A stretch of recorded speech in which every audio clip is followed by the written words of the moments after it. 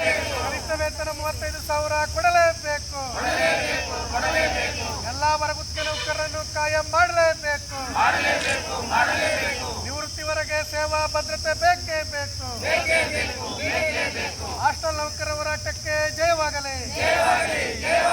ಕನಿಷ್ಠ ವೇತನ 35,000 ಕೊಡಲೇಬೇಕು. ಎಲ್ಲ ವರ್ಗದ ನೌಕರರನ್ನು ಕಾಯಂ ಮಾಡಿ